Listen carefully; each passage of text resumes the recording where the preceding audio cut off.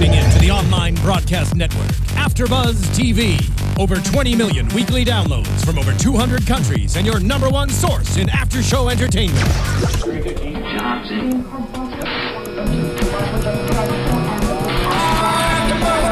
AFTERBUZZ TV, the destination for TV superfans, producing aftershows for over 300 of your favorite TV shows, interviewing celebrities and showrunners, and bringing you behind-the-scenes exclusives. All thanks to E! Entertainment's Maria Menounos, producer Kevin Undergaro, and internet leader Akamai.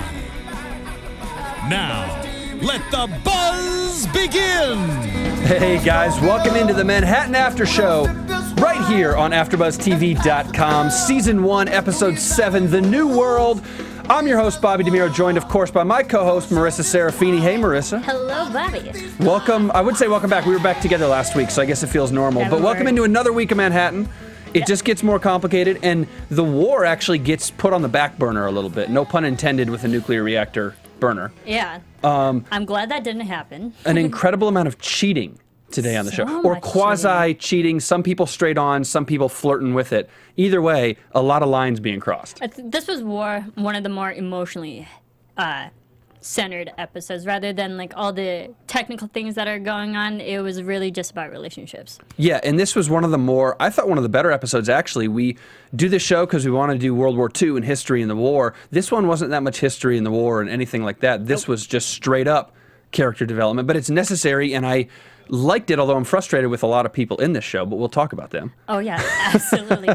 I mean, I liked it because sometimes we just have to focus on the people rather than all the situations that are happening. So yeah, well, let's focus on the people, and actually let's talk about the one situation, the one actual war-like thing, which is with Charlie and Helen. We'll get to Charlie and Helen's relationship in a second, but let's start with the nuclear reactor and Theodore Sinclair. We learn he's not just a secretary and underling, but because of his race, he's not respected. However, he's a very smart guy that nobody's listening to. And he's an actual legit physicist. Yeah.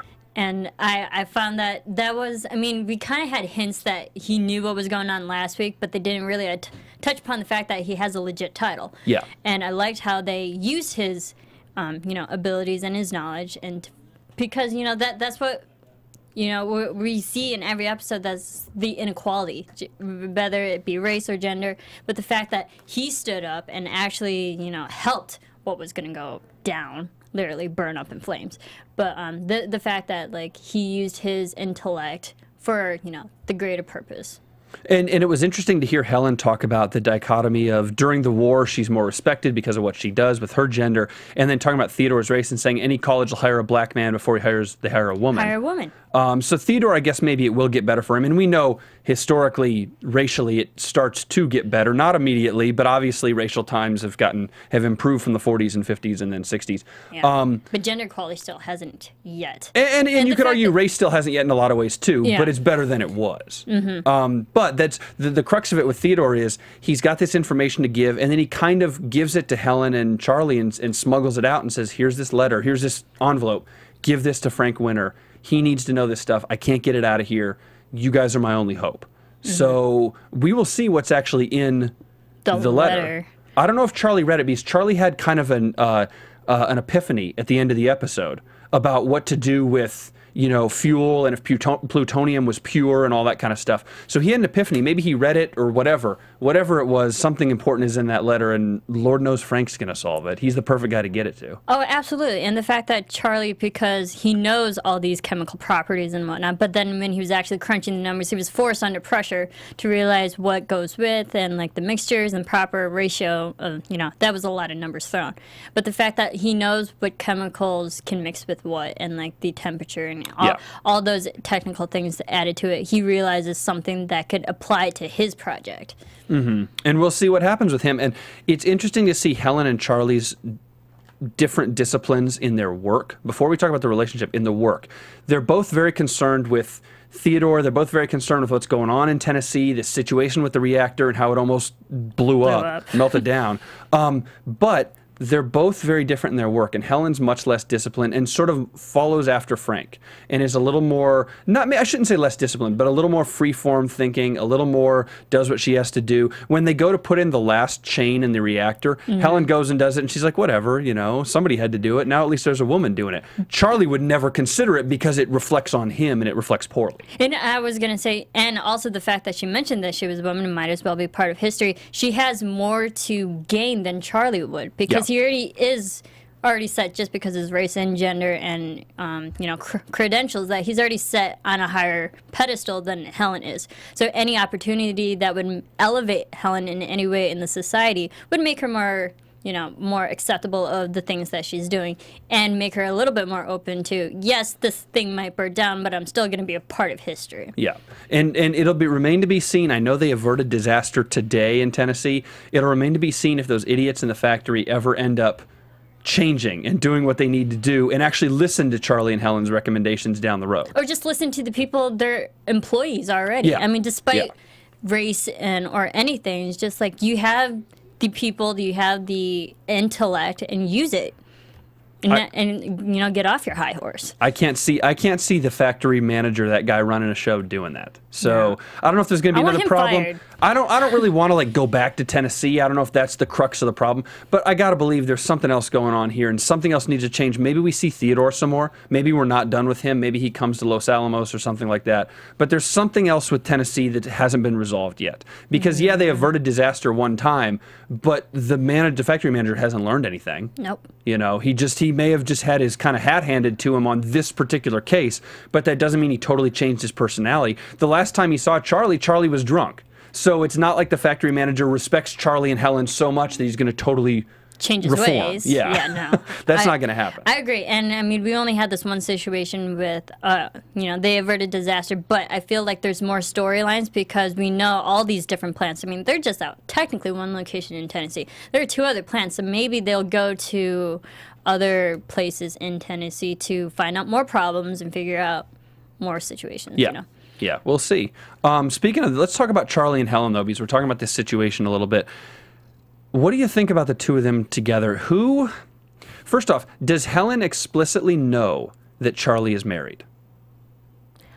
That's hard to tell because it doesn't seem like Helen has crossed paths with Abby at any point, given they're on 2 completely different groups. But I do think that she knows, because we know Helen's just like a person who, she's I wouldn't say prostitute, but you know, she goes after men all the time, despite she's whether assertive. they're very assertive, despite whether they're married or whatever. So she's just in it for the pleasure. But I'm not sure if she actually knows that Charlie is married. But was there a moment where he did clarify that he is married? I thought there was a moment, but I'm just curious about what exactly she knows and when she knew what she knows. You know, I feel like it's like an impeachment trial of a senator who's been cheating. When did you know what you know? I guess I'm just want to clarify because she's very assertive is the right word, and she's very, we don't know how sexual she is because we never saw that, but we do know that it seems to me that she can remove sex and romance and feelings, like she did with that army guy in the car, and he was kind of like, I'm dating whatever, and she's like, we're not dating. Like, she's there for a physical need, and then she can go and forget about it. She has an itch. Yeah, she's got an itch, and whatever you want to say about people like that, she can remove it emotionally. I don't think Charlie can remove it emotionally, so he shouldn't get involved. No. Are we to assume that they did not get involved? There was like a vision. There was that quick moment when they were making out, but I wasn't sure if that was just I think it was a vision. Something he dreamt up, or like he thought of it. I think that's what it was. But it didn't happen because it quickly cut to him just, you know, there staring blank into the wind. In a fog. And I think he was in the fog because he was thinking about that and was like, either this could happen, this shouldn't happen, whatever he was thinking. He was thinking about it, and then he kind of snapped out of it, and he was like, the wrong brothers, you mean the right brothers, and that was that situation. Right. So I think that was just a vision. I don't think it explicitly happened. I don't think Charlie actually cheated. Good. They were drinking together, but I don't think they actually went all the way. Although, let's be honest, if you're married, you can't go to another person of the opposite sex's hotel room and drink. Well, you can, but you shouldn't. No, I know that's just inappropriate. Yeah, you physically can. Yeah. But that crosses the line already. You know, that's already something. If my wife did that to me, if I were married, I'd be like, that's unacceptable. You know, like you can't be doing that. And it's also the way that Helen just initiated it. Yeah. She's like, I have booze. Let's go have a fun time. Yeah. So I mean, I think he did think about it, but he didn't go through with it. Yeah, which is good. I mean, I guess you give him a half point for that. I mean, I got to give it to Charlie if he didn't go all the way. I mean, I was actually expecting him to sleep with Helen. I kind of was too. I didn't expect the other one with Abby. We'll talk about that in a second. What? But any forward-going repercussions with Helen, we see Helen with her lab mate, with the British guy. We see them together at the very end, and he's like, you want a drink? And she's like, let's just skip the drink. So we know what happens there. We know what that means. So I am to believe that Helen has moved on to her next itch. She had an itch in Tennessee. It didn't get scratched. Nope. She's on to her next itch. It's going to get scratched here, pardon the bad pun. But that happened, and she's going to probably forget about Charlie, I would imagine. Totally, yeah. And he turns down the drink in Los Alamos, for what it's worth. She wants to have another drink when they get home, maybe because she's going to try that because she needs that. He says no. She immediately goes to the next guy and says, let's go. Oh, he's not interested. Yeah. Goes right down the roster. Next person. Yeah, which is, hey man, I applaud Helen. you for doing it. That's Helen. Yeah, if you can do it, if you can keep them straight and never, you know, mess up their names or anything. Yeah, exactly. Or maybe you can and you don't care if you mess up their names. Well, she doesn't care because it seems like she's the person who sleeps with one person, move on, and never talk to them again. Which, hey, okay. That's what she kind does. of a predator. That's the way it is. Very much a predator. She's very much a type A, you know, kind of whatever in a lot of different ways, and that's one of them, and she's ahead of her time in a lot of ways. That may come back to bite her in the ass, but as of right now... I feel it will. As of right now, Charlie goes clean. This for Charlie might be good because not that he had any shortchanging of love with Abby to begin with, but this, I think, reminded him what she means to him. Little does he know what she did, but this will remind him how much she means to him. And he kind of did at the end. He kind of really got in with her, gave her a big hug, and then he's like, I have to go to the office. But I think he had a moment there where he was like, oh, crap, I almost made a huge mistake. I can't do that. Exactly, and it shows that we've seen all these episodes. Charlie is really just focusing on the career. He's losing touch with his wife. You know, there's some separation there. And then this one situation literally thrown at him, realizes what he has, he appreciates it, and realizes he can't lose that because if he loses that, then all he has is the project. Yeah. Yeah, and that may not even be enough for him, knowing how strongly he feels about Abby. Exactly. So let's talk Abby.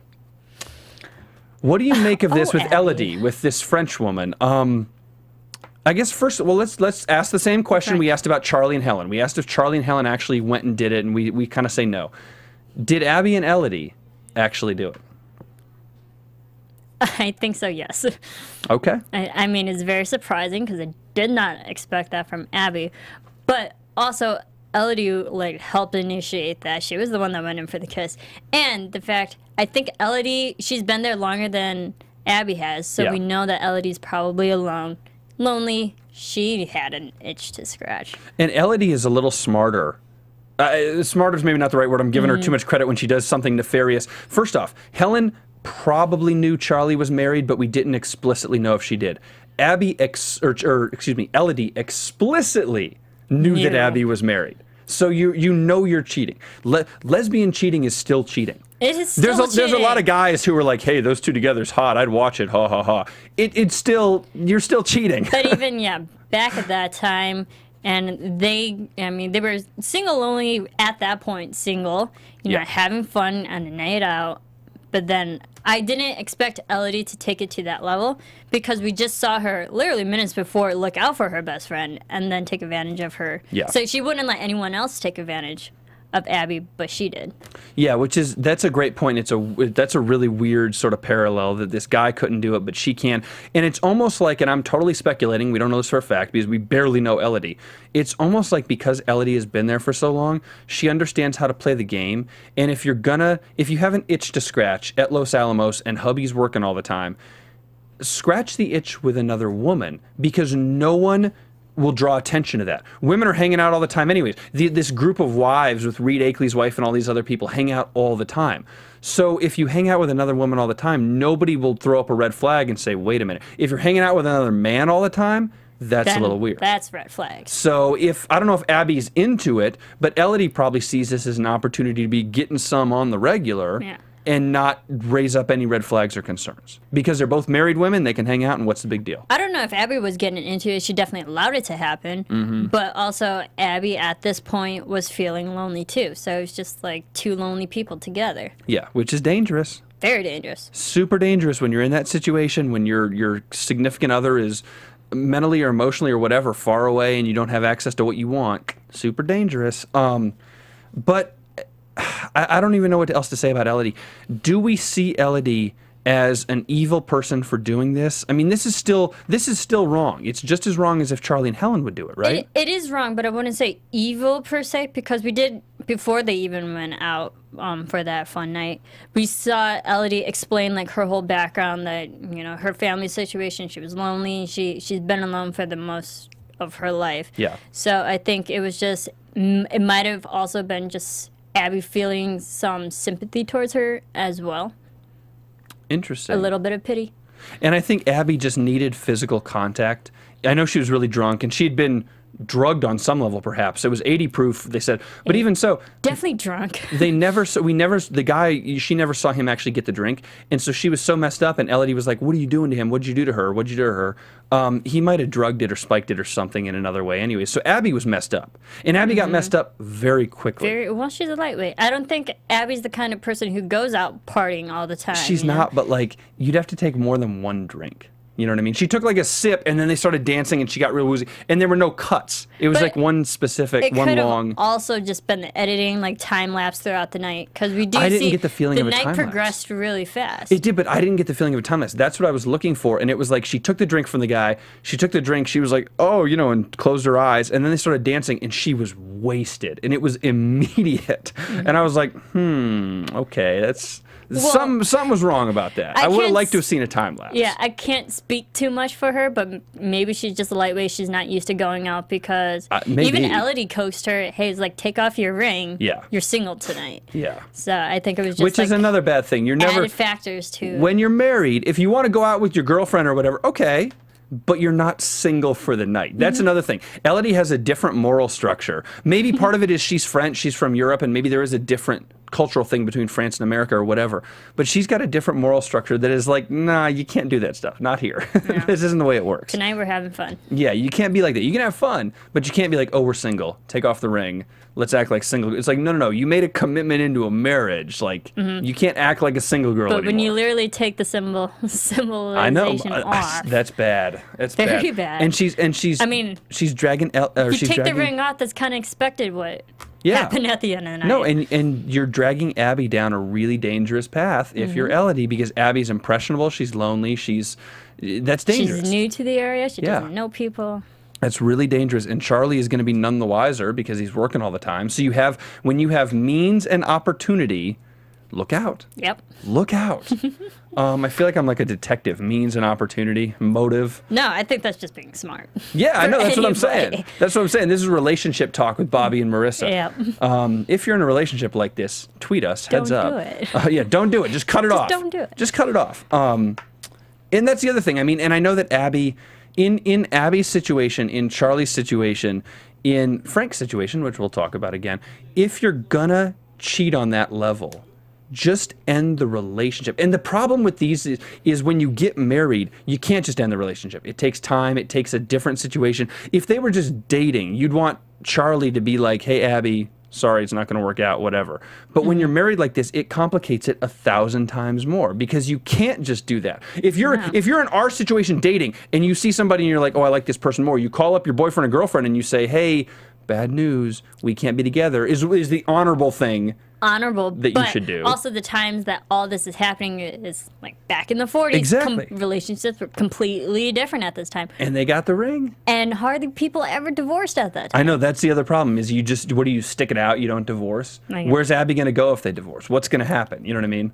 Yeah, well, nothing for her, because she doesn't have a PhD. Yeah. I mean, she goes back to mom and dad. Charlie's the one. Yeah, exactly. Yeah, which she probably doesn't want to do anyways. I know she wants to get out of Los Alamos, but she doesn't want to go back to mom and dad. So she puts herself in this really bad position, You know, Charlie does too. But both of them put themselves in terrible positions, making terrible decisions. And then Abby is at a crossroads. And Charlie is too with Helen, but really Abby's at a crossroads. She can either go down the Elodie path, which is a little looser morals, let's have some fun, very dangerous, or she can go to the other path and say, I'm with my husband, forget this is never happening again, not even close, I'm never taking the ring off and going out again. Yeah. But she can't sit in the middle. She can't go back and forth. She has to decide one or the other, because if she sits in the middle, it's going to tear her apart, literally. And also, I feel like Abby's codependent as well. So she needs someone in her life to, and Charlie needs someone to. So, and I think that's why Charlie and Abby actually do work together, because they straighten each other out. Yeah, yeah, that's a good point. We'll see about them. We shall see. I don't know. There's a lot of predictions to be had. Who's going to find out first? Let's just wait on the predictions. Let's wait on those. Let's get to our third topic, which is our third cheater of the day. Congratulations. Come on down, Frank Winter. So many cheaters. So much cheating. Dang. So Frank and Paloma are a thing, were a thing. Were a thing. Had a thing, was a thing. There was a thing involved. Had a fling. The thing was a fling. The fling was a thing. The thing was a fling. Okay. Over and over again. Okay. Whatever it was, they had a thing. And they don't now, because Paloma quit. We learn about Paloma's, what was it, her brother. Her brother died in the Pacific. Yeah. Coast. Which is interesting that may be, I don't know anything about this portion of World War II history. I know about Navajo code talkers. Everybody kind of knows about that. Right. But I don't know about Native Americans and just minorities in general in World War II and how they were treated in the Pacific Theater and stuff like that, because they alluded to the fact that they don't bring the body home. And I didn't know if it was a racial thing or just a policy thing in World War II at that time, because I know a lot of bodies came home. Yeah, a lot of bodies came home. So, but it was the ritual that they did, and just their culture, that they can't let outsiders witness a family affair, that they had to have close relatives involved and not, Frank. Yeah. Yeah, poor Frank. But I'm sure he would have liked to have been there. Maybe not. I mean, if it's for Paloma, you can tell, because they have a more of a connection than we realize, that he wants to be there for Paloma. You remember Silence of the Lambs? You're like the movie queen, so of course you remember Silence. This is a stupid question. I'm sorry. Let's pretend I didn't ask it. Oh, goodness. But remember what they say in Silence of the Lambs, what Anthony Hopkins says. How do you covet? How do you begin to covet? You covet what you see. I use that quote all the time. You covet what you see every day, which was Buffalo Bill's first murder in Silence of the Lambs. He saw that girl every day. It was in his neighborhood. Yes. It's the same situation without murder with Frank and Paloma. How do you begin to covet? You covet what you see every day. And Frank sees her every day for however long she was working with him. We've seen scenes with him in the car where he's talking to her knowing she doesn't speak English so he can let all of his secrets out. But you covet what you see every day, and he begins to covet her, and then that goes over over the line. Well, it's easier to covet what you see because it's actually in your vision. It's in your grasp, and that's more attainable than something you can't see. So exactly. That's understandable. You don't covet the movie star that you see on Saturday night down in Los Alamos or whatever because it's just on the screen. You covet the thing every day, even though you know it's wrong, even though you know it's not right for you. Even if you were single, you're not married, you still know it's probably not right for you. You covet what you see every day, which is a lesson for all of you kids out there. Life lessons from Bob and Marisa. Relationship Learning lessons. with Hannibal. Learning with Hannibal is correct. Yeah. But I mean, that's the truth. And he sees it, he covets it, he goes too far. Again, we have a mistake made. And really the interesting thing is, Paloma, it appears, didn't tell Liza what happened. No, because I don't think Paloma would.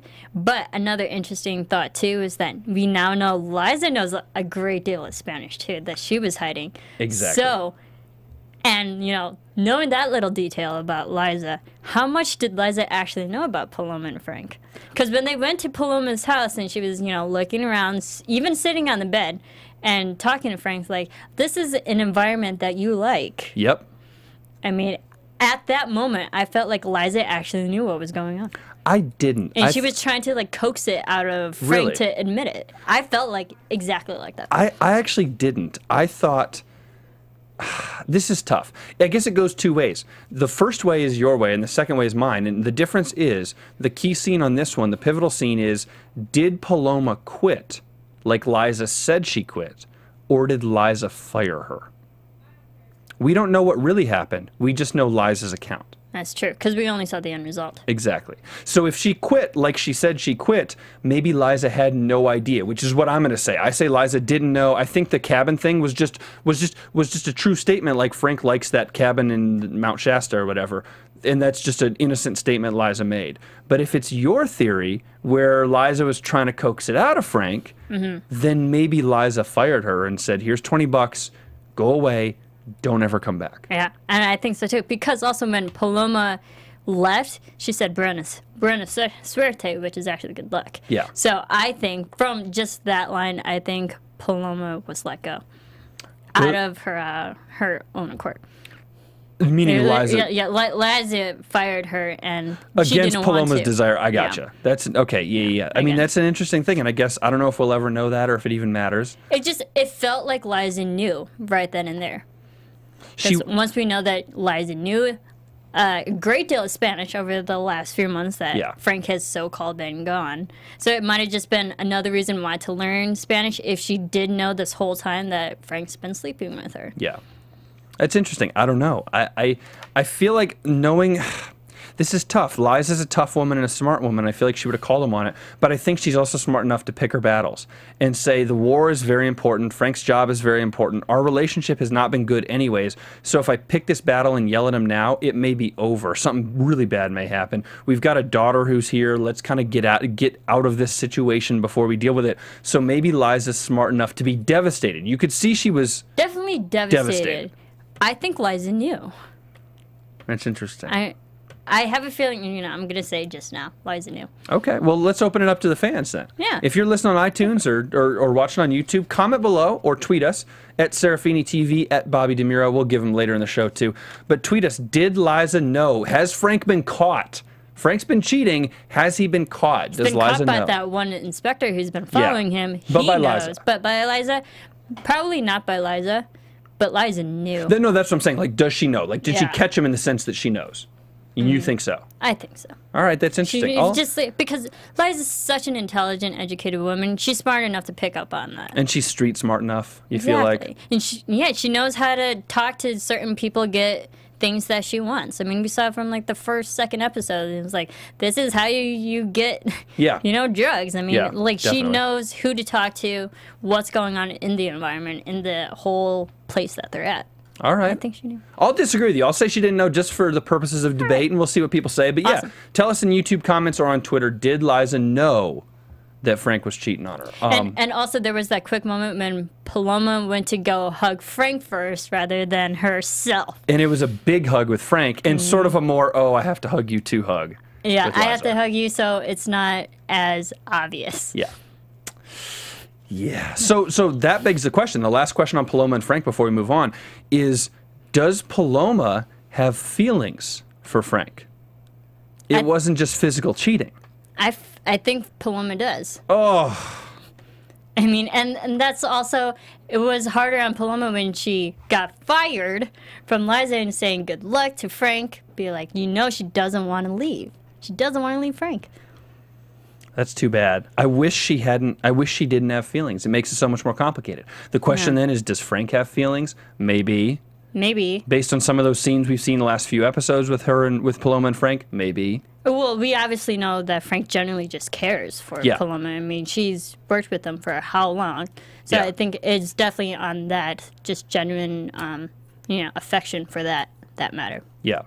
I don't know. Who knows? That's making me a little hot under the collar. Just nervous. I'm just nervous for everybody involved. It's a bad situation. Why are you doing it? Don't do it. Why is everyone doing anything? Why is everybody doing anything? Commit. Goodness. Just commit. Just commit. That's it. Just commit. Yeah. Just commit. Relationship advice with Bobby and Marisa. There you go. Really overly simple relationship advice. It's hard because we're living in today's society rather than theirs in a very small But even when we put our much more principles. And that's the thing, even if we put our much more liberal morals, not politically, but socially liberal morals onto this environment, and we're still saying don't cheat, just commit. Imagine what the pressure would have been in the 40s. But people were doing it. People have been doing it for all of eternity. Forever. Yeah, it's not like it's a new thing that started in the 80s or something. This has been going on. But it was dealt differently back then. Yeah. And it was much more shameful. It's still shameful now. Yeah. But it was much more shameful then. Today is more accepted. We're talking like we know about the 40s. It's still morally wrong, but still, back in the 40s, like we were alive. It happens. Back in the 40s, back in our day, in 1940, whatever, 1939, 1940, like we know. Like, yeah, we totally know. We totally know. Okay, cool. All right, let's move on to our last topic. The only people who aren't cheating on the show today. Give them a round of applause. All right. Good Let's job, talk Ben. Dunleavy and Callie. You want to talk about assertive women?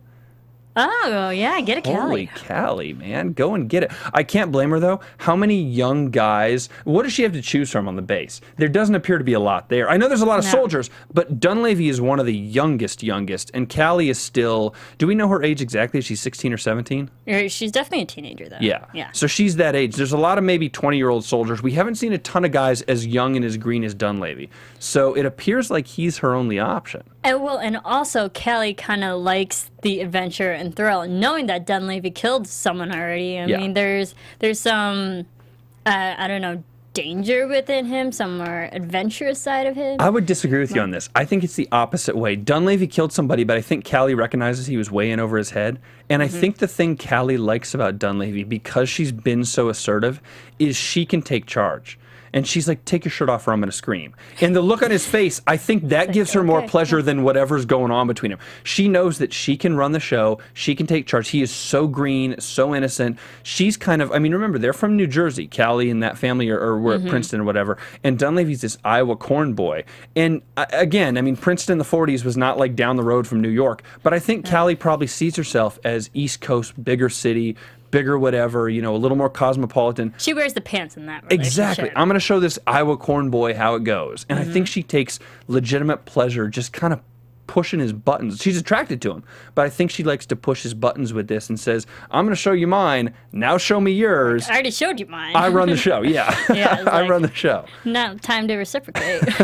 Now it's time to put up or shut up. Yeah. And then she's talking to him when they're looking up to the stars, talking to him about like life and philosophy and Greek mythology and all that sort of stuff. And it's like, Dunleavy doesn't know. No. He has no idea. It's like, what conversation do you have with a 16, 17-year-old girl where she's talking to you about Greek mythology? How many times that ever happened? You know. All the time. Dunleavy, that never happened to him in Iowa. I guarantee you growing up. No. So that's. I mean, and also for Dunleavy, this is probably the first girl he's ever been with.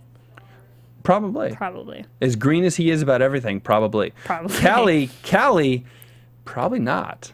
No, she knows what's up. She knows what's going on. It's surprising. Like, I give it to the women. They're a lot more sexually active in this show. If you can get it, go and get it. Yeah. You know, I mean, why not? Be safe, but if you can get it. And if you're Callie and Dunleavy with no commitments, the adults need to learn something about these young people's relationship. They don't have any other commitments. They're not married. They're not in relationships, so they are free to do something like this. But like you said earlier after shows, that you said that the women in this show are more worldly.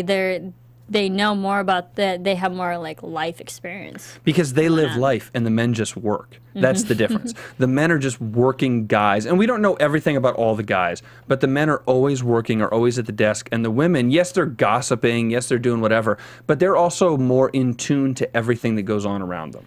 They're more observant. So, and they have to be because they don't have anything to do. And they know how people interact with each other rather than the guys right now. They know how all the technical math and logistics of how operations work, but not people. Exactly. Yeah. This is going to be an interesting one with Charlie, or with Dunleavy and Callie. Callie's Girl Scout outfit, not so good. No, not so good. No, not so good. That was kind of funny, though. And an interesting scene, now that we're talking about Callie, with her and Frank, with her and her dad, talking about how she wants to go back to Princeton and get out of here. And Frank tells her, he's like, they'll be back in Princeton soon. So, obviously... She wants an education. Yeah, she wants an education. We know what happens temporally with the war and how long this will take. But they're kind of, I think, at the breaking point and they're ready to go. Callie has wanted to leave since we've seen her. Yeah. We know Liza wants to leave. She does not even want to be there. So this is, I mean, this is what's going to destroy the families, even more than cheating. The cheating for all these people, and the sex, even for Callie, which, by the way, well, I'll make it in prediction time. But the cheating for all these people is a byproduct of too much time on their hands, isolation, boring city, away from home, I know everybody's working hard, and Frank works hard, but he's still bored because he's just working and there's nothing else to do. There's no fulfillment besides work.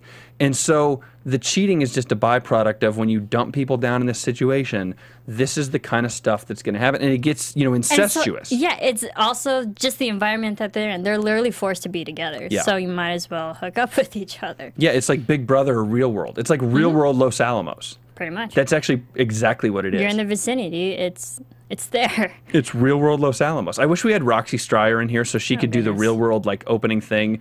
You know, this is the story about 7 strangers picked to live in a house. Blah blah blah blah blah. You know what I mean? Yeah. She could do it for Real World Los Alamos. Throw them together. Yeah.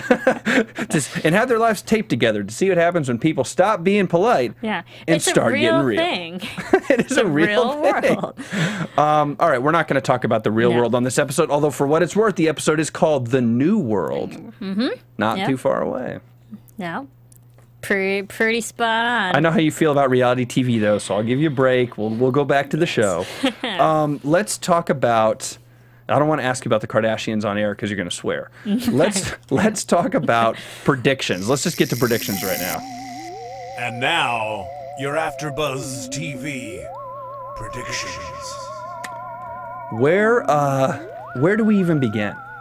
Oh, well, the hard thing is there's so many different relationships, so obviously the questions are like, who's going to find out about who first? And also, let's start with Helen. Because we know that... You know what we need to do is make a flow chart. We do. Yeah. Yeah, I'll get on that. Do it. I'll start creating one. For Helen, we know that, like, she was supposed to have that letter from Abby. Yeah. So, and she threw that away. She purposely threw that away. So she... Oh, going off of that, I think she actually knew that. So then she would have known. Yeah. Charlie was, so she knows the extent of her actions, that she could have literally been a homewrecker and wrecked that marriage. Yeah. So I think Abby's going to find out about Helen before Helen's going to tell Charlie or whatever. Will Charlie find out about Abby cheating? I don't know. Will Elodie, you know, say something first? That's an interesting idea. So now we're going to see what Abby's made of morally and what her character says, not what she does, not how she speaks, but what her character actually is. Because if Abby finds out about Charlie and Helen, I'm going to make a prediction that Abby will flip out on Charlie, thinking that there's no way that Charlie will know my secret. I'm mad at you, Charlie. You almost cheated. Oh, by the way, I went a little bit further and actually did cheat. But you're never going to find that out, so I get to be mad at you. That's an interesting relationship there. And if Charlie finds out that Abby was the one who actually cheated, Charlie may have messed up, but Abby messed up worse. Yeah. Look out. Look out. And will Elodie actually be the one to spill all that? I think the only way Elodie would spill all that is if her arrangement gets messed up. I'm assuming she wants something physical, whether she's truly attracted to Abby or she just wants to scratch the itch. But she wants something physical, and if Abby messes that up in any way, I think Elodie could turn on her. Because Abby and Elodie don't trust each other yet. They're not friends who are like, hey, we have to do this. They're not. It's not like two friends who, as bad as it is, decide like this is the way it is and here are the rules. They don't trust each other like that. Elodie is kind of predatorial too. And I think if Elodie doesn't get what she wants from Abby and doesn't get what she expects and needs to scratch the itch, I think then she could turn on Abby, go to Charlie, mess the whole thing up. Yeah. No, exactly. Abby's in a tough position. Abby's in over her head. She wasn't thinking, but I'm good on Charlie for not cheating, though. Could you see Helen and Elodie getting together? Yes. I don't know if it would matter even for the show. It would just be like a thing. No. But Helen is just going to work her way down the line, it appears. We know Helen takes advantage of situations. Elodie takes advantage of situations. Put them together, boom. Although maybe that would cancel each other out. It's like a magnet. Maybe that would cancel each other out in the sense that they couldn't take advantage of each other. Two alpha females against each other. And alpha females or alpha people kind of know that I don't want to go up against another alpha because that's a tough battle. I want to find a beta so I can just win for sure. You know, so maybe they don't. Maybe. But I find the personalities are still kind of related in some way that they could actually hook up. And if they did hook up, I don't know if Helen's attracted to women like Elodie obviously is, but if they did hook up, it would consistently scratch the itch for both of them. They could both be like, hey, this is what we want. Maybe we'll do it together. You know, I don't know. It would actually add a very different dimension. Our other prediction grouping. We went through Helen, Charlie, Abby, and Elodie. Let's talk about Frank, Liza, Paloma, Callie, and Dunleavy. I'm going to make a prediction for you. We should see this coming from a mile away, no pun intended. Callie is going to get pregnant. Okay. Without a doubt. It's so obvious. She has to. Maybe not Callie, maybe Paloma would get pregnant. I think Callie will get pregnant because of the Dunleavy, Frank Winter situation with Sid Lau. And how Frank, I know Frank doesn't blame Dunleavy specifically, he more blames the process and the government and all this other stuff. But I think that's just going to create a whole lot of tension, on top of the teenage pregnancy tension, the unmarried teenage pregnancy in Los Alamos that it would be. So you have the Real World and 16 and Pregnant combined in Los Alamos. All these reality all your shows. Best reality shows. Do not knock 16 and Pregnant. I will take you knocking the Real World, and I will swallow that and just sit here politely. All right, do moving not on. knock Manhattan, yes. And I think Callie gets pregnant. I can see Callie getting pregnant, which will definitely add more tension between the whole Team Charlie project and Team Frank project. So yeah, that'd be an interesting thing. And what about Paloma getting pregnant? Do you think Paloma could get? I don't mean to be insensitive, but is Paloma too old? Paloma and Liza are both older. So, well, I get that. I get where it comes from. What are the chances, is what I'm saying. How interesting and how dramatic would it be just for writing devices to have Paloma, of course, the woman who cheated, get pregnant, have Liza completely confirm her suspicions with Paloma and be like, yeah, I knew this whole time. Yeah. Boom. Boom. Boom. That would be something. Don't cheat, you'll get pregnant. That's what the thing's be. Don't cheat, you'll get pregnant. If that happened with Paloma getting pregnant and, I don't know, Helen getting, well, they didn't cheat, but if they ever do, Helen getting pregnant or something on some level, look out. Oh, yeah. Who knows? We're just totally spitballing now. We are speculating here. That's it this week on the show, guys. Social media links. We gave out our Twitter earlier, but Marissa, where can they find you on Twitter and Instagram? You can follow me there at Serafini TV. I'm on Twitter at Bobby DeMuro. I'll do Snapchat again. I'm on Snapchat at Bobby DeMuro. I get a lot of Snapchats. It's just my name, Bobby DeMuro. Send me a snap. I will snap you back. Unfortunately, Marissa doesn't have Snapchat because she's not fun. No. So again, I'm professional. I'm not fun. I'm professional. Snapchat is professional. Sure. Whatever, man.